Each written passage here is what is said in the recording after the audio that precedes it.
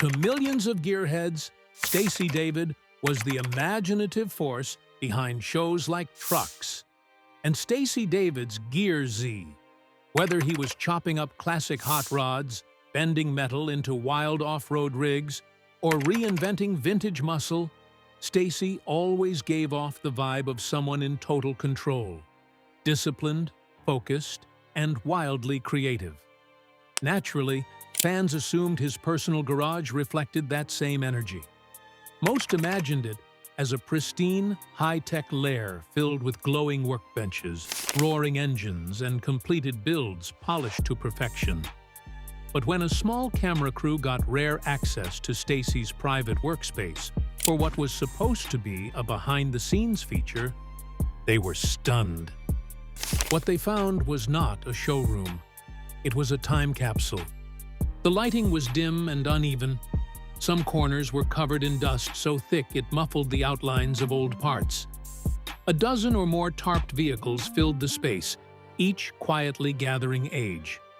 Overhead, chains hung from an unused engine hoist. Old wiring diagrams were pinned to corkboards yellowed by time. Instead of a man in motion, it looked like someone had hit pause on a life mid-sentence. At the heart of it all, Stacey stood quietly, neither defensive nor boastful, just real. He gestured toward the clutter and simply said, "Yeah, it gets like this when the cameras stop." It wasn't that the garage had fallen apart. It had simply stopped moving. This wasn't the image the public had built up over years of slick production lighting and fast-paced edits. This was something far more honest, a creative space caught between momentum and memory. What shocked the crew wasn't the dust or the disarray. It was the story the room was trying to tell. A story of burnout, of dreams deferred, of a man who once ran full throttle, now stalled out in neutral. And for the first time, it wasn't just the projects being examined. It was Stacey himself. Most garages reflect their owner's personality, but Stacey David's wasn't just a reflection. It was a museum of ambition, both fulfilled and abandoned. As the crew wandered deeper into the dim corners of his space, they began to realize this wasn't just a shop. It was a vault of unrealized dreams, projects that had been set aside, paused mid-creation like frozen moments in time. Every car, every corner, seemed to whisper a story. First came the GT40 kit car, its bodywork partially sanded and its frame perched awkwardly on jack stands. Stacey had mentioned it briefly years ago during an offhand comment in GearZ, but the show never featured it. It had been his dream to build a tribute to the Le Mans legends, something raw, loud, and brutally fast. But here it sat, half complete and forgotten, like a love letter never mailed. Next to it was a chopped 1957 Ford Custom, its rear end widened, with massive tires mounted but no drivetrain in sight. The fabrication work was clean, but clearly abandoned mid-process. A build this radical would have been a hit on TV, so why was it hidden? Why had Stacey never even teased it online? Then there was the unfinished rock crawler. Massive coil-over suspension components lay scattered on the floor. A high-articulation tube chassis peeked from beneath a dirty tarp. It looked like something Mad Max would drive, if only it had ever been completed. Stacey had clearly poured hours into it. Until, suddenly, he hadn't. The crew expected clutter. What they didn't expect were plans, sketches, and handwritten notes taped to parts like gravestones. In one corner was a dusty whiteboard with the words, "Torque over timing. Remember this," scrawled in red marker, faded by years. The space was filled not with failure, but with pause, as if the man who created it all just got up one day and didn't come back. And maybe that's exactly what happened. In most garages, tools are signs of life, grease on the wrenches, sockets left mid-job, grinders warm from use.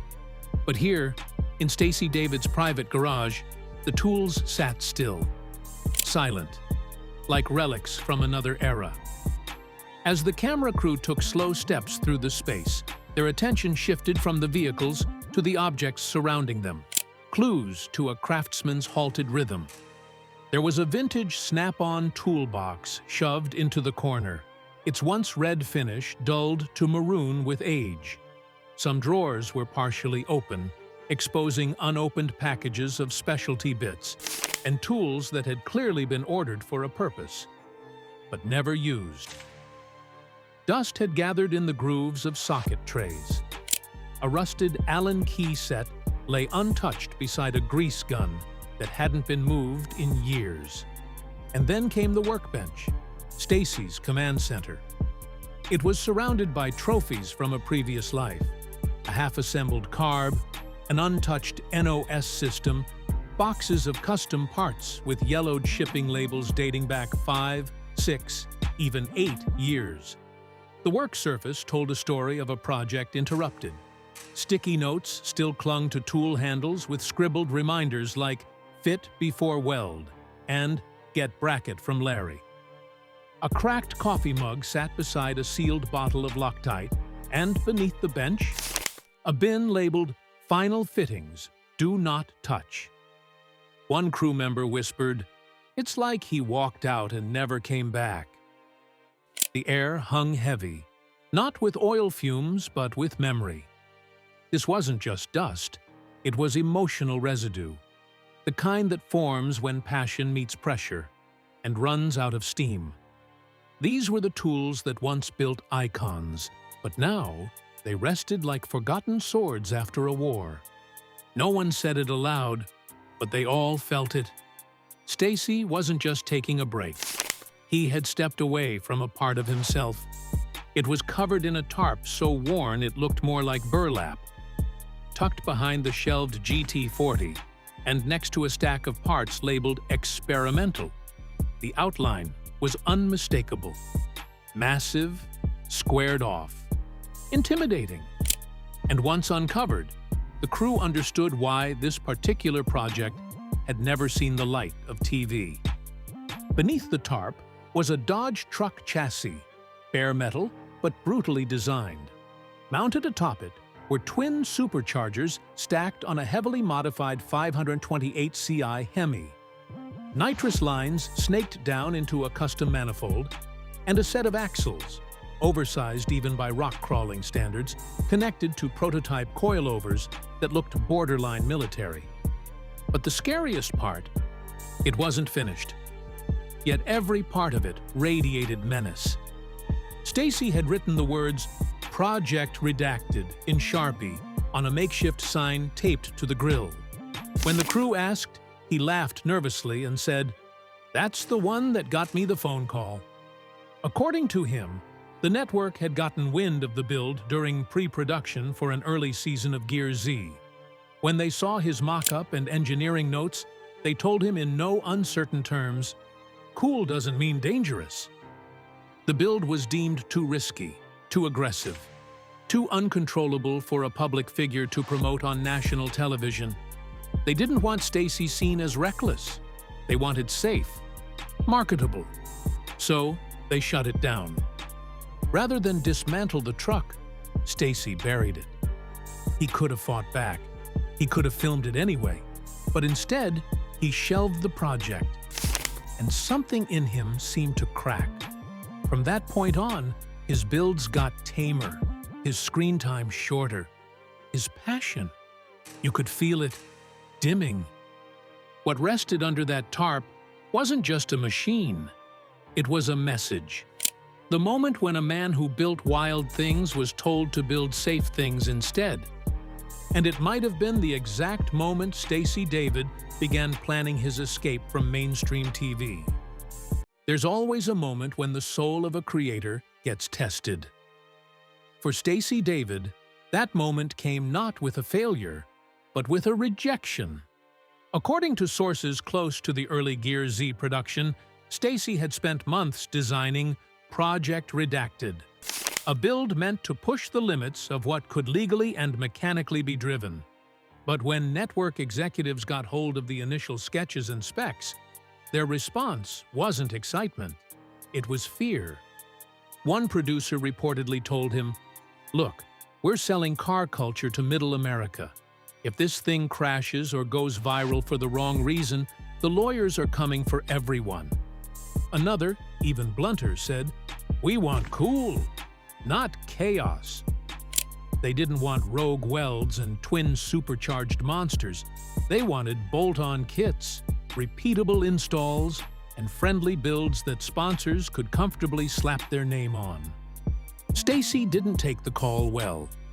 He wasn't some YouTube shock builder chasing clout. He was a craftsman with vision. And for the first time, that vision was being filtered, censored. It wasn't about safety. It was about image, the networks, the advertisers, the brand they were building around him. But Stacey had never been a brand. He was a builder, a purist. Insiders say that after that call, something shifted. He stopped pitching wild concepts, stopped fighting for the big ideas. His once animated storyboard sessions with the crew became quiet, transactional. He started coloring inside the lines, one former crew member said, and you could tell. It broke something in him. That one denied project might not seem like a big deal to outsiders, but for Stacey David, it was the equivalent of telling Picasso to stop using red. It wasn't just a build, it was his identity. And when that got rejected, it wasn't long before his enthusiasm followed. When most people think of burnout, they imagine someone overworked and underpaid. But Stacey David wasn't either. He had a loyal fan base, creative control on paper, and a platform most builders would kill for. And yet, burnout hit him like a slow-rolling thunderstorm. It didn't happen overnight. At first, it was just the little things. He started showing up later to the shop. The creative meetings grew shorter. His trademark enthusiasm on camera began to look a little rehearsed, even forced. The sparkle was still there, but dimmer. He was tired. Not physically, but emotionally. The kind of tired you can't nap away. In a 2022 podcast appearance, Stacey briefly opened up about it. "There were days I'd walk past a stalled project and feel nothing," he admitted. "That scared me." For a man who once described his garage as his happy place, this was a red flag waving in the dark. And yet he kept going. Fans noticed that the wild edge of his earlier work had softened. The "how far can we push this" vibe became more "what's trending in the market." One longtime viewer commented, "He used to build like he was racing a clock. Now it feels like he's just hitting the clock-in button." Not an insult, just observation. What many didn't see were the mounting pressures behind the scenes. Sponsors needing product placement, production teams demanding tighter scripts, platforms pushing for shorter run times. Stacey was being boxed in. The same guy who once cut open frame rails just to make a creative drivetrain fit was now editing his creativity for airtime. And it weighed on him. Because burnout doesn't always look like collapse. Sometimes it looks like silence, like unopened tool drawers, like sketches left unfinished. And for Stacey David, burnout didn't make him quit. It made him vanish slowly, piece by piece, behind the curtain of his own legend. People still ask, why did Stacey leave TV? The truth is, it wasn't one reason. It was every reason. By the time the last few seasons of GearZ aired, viewers could tell something was off. The show was still good, but it lacked the edge, the spark, the Stacey that made it electric. Sponsors were louder than the engines. Edits cut out the emotional beats. Builds were polished but predictable. It wasn't that Stacey lost his passion. It's that the structure no longer fit the size of his ideas. One insider said he was tired of putting on a show about building cars. He just wanted to build cars again. And that hits harder than it sounds. Over the years, Stacey had watched automotive media shift, from hands-on learning to influencer culture, from soulful storytelling to 10-minute content for clicks. He wasn't bitter, but he wasn't interested in playing that game. He didn't want to be a meme. He wanted to be a mentor.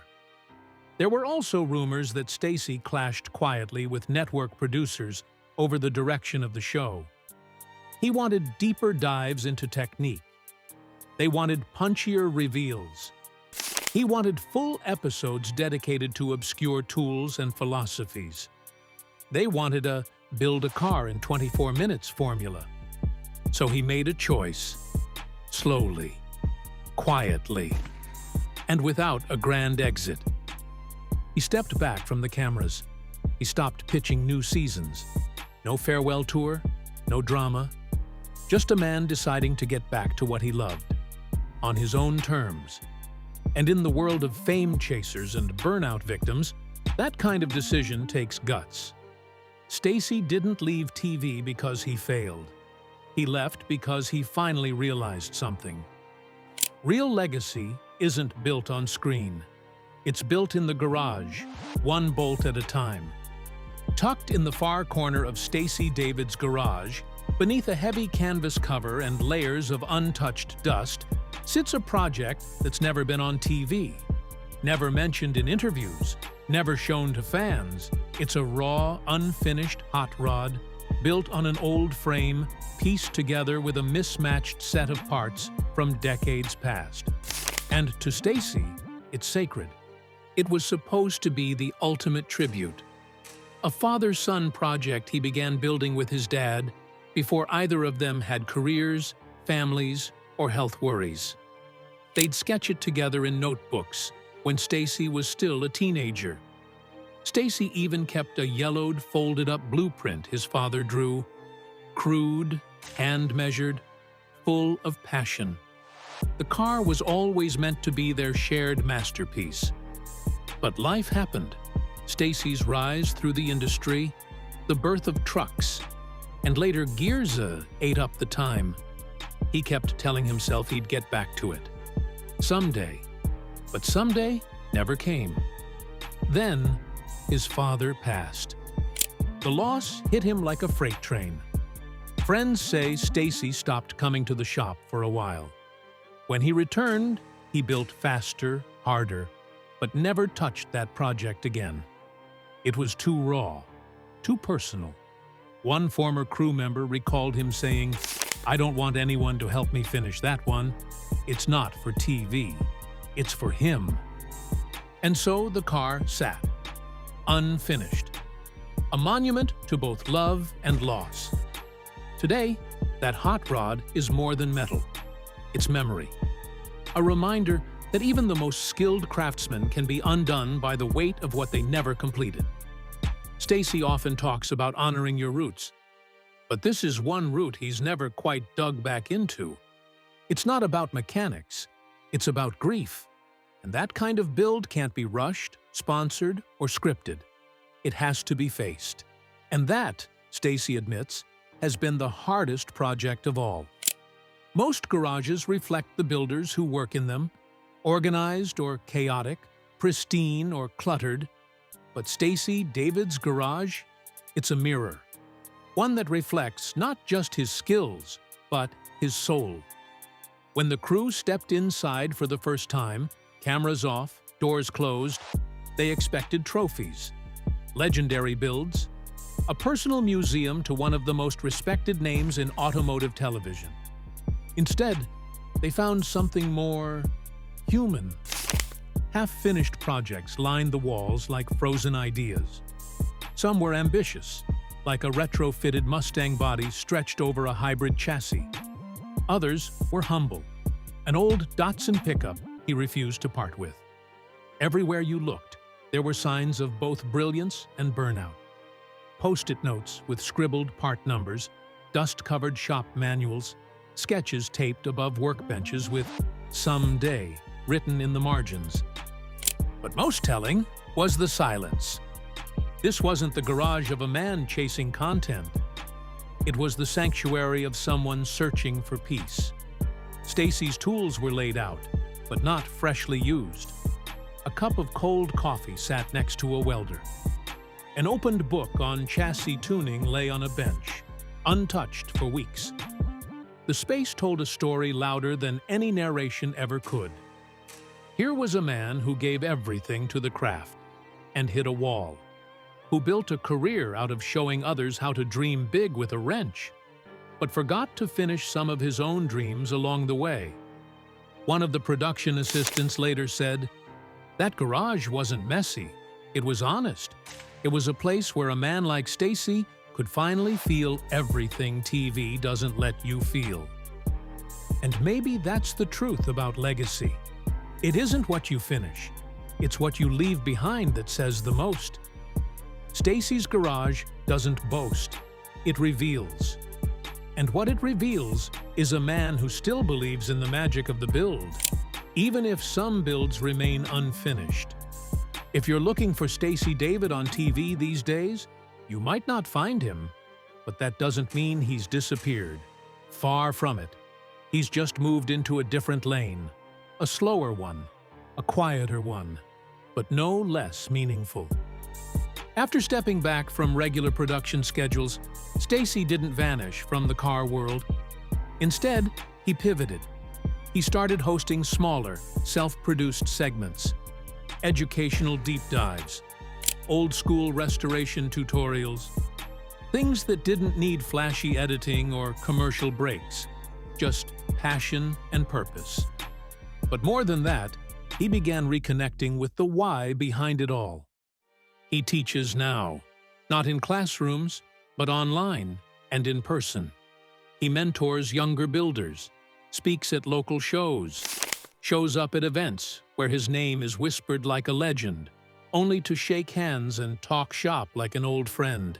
He doesn't bring a camera crew, he brings a wrench and a notebook. And yes, he's building again. Friends say Stacey's garage looks different these days. Not because it's cleaner or flashier, but because it's moving. He's tackling personal builds at his own pace. Not for views, not for sponsors, for him. Including, sources say, finally uncovering that hot rod project he began with his father. Slowly, carefully, with intention. His voice may not boom through TV speakers like it once did, but in the hearts of gearheads everywhere, Stacey David is still very much present. Because in the end, the next chapter of his story isn't about fame or formats. It's about freedom. The kind that only comes when you stop building for others and start building for yourself again. And if that garage was once a graveyard for forgotten dreams, it's now a resurrection site for new ones.